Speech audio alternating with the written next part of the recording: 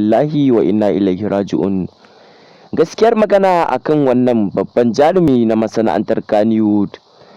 Al'ummar duniya daban-daban na yada wannan jita-jita a kafafun sada zumunta.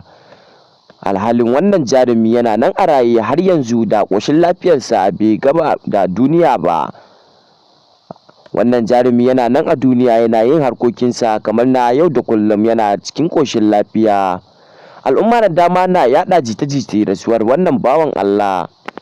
A wannan tasha tamu ta Hausa Global TV za mu kawo muku ingantaccen rahoto akan wannan babban jarumi. Wannan jarumi yana nan a raye da ƙoshin lafiyarsa bisa ikon Allah. To daman ai sai bisa ikon Allah da yardarsa ɗan adam yake zama lafiya da ƙoshin lafiya. Kuma a har kullum in dai za a ringa yaɗa jita-jita kan rasuwarka, Ubangiji yana ƙara maka nisan kwana. To kama yanzu dai mun samu gaskiyar batu akan rasuwar wannan babban jarumi na masana'antar Kannywood. Wannan babban jarumi kuma uba a masana'antar Kannywood mai suna Tahir Fage yana nan da ƙoshin lafiyarsa, yana gudanar da ayyukansa na yau da kullum a cikin rayuwarsa.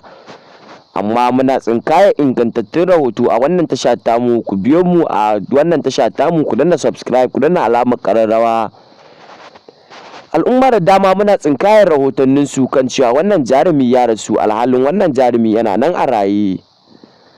To ni dai mai kawo muku wannan rahoto, fata na a gare ni akan wannan jarumi Allah ya ƙara masa lafiya da nisan kwana. Su kuma masu yaɗa wannan jita-jitan Allah ya ganar da su hanya mafificiya. Allah ya ganar da su a hanya madaidaiciya, ya sa su daina irin abin da suke yi akan jarumai na Kannywood. Ya sa su gane gaskiyar batu akan wannan batu da muke kawo muku a wannan tasha tamu mai ɗimbin albarka. To masu sauraron mu, ku ci gaba da biyo mu a wannan tasha tamu domin tsinkayar ingantattun rahotannin mu, inda za mu juya akalar shirin namu zuwa kotu kan inda za mu kawo muku batu ingantacce akan wannan shari'a da ake gabatarwa a kotun ta Kano.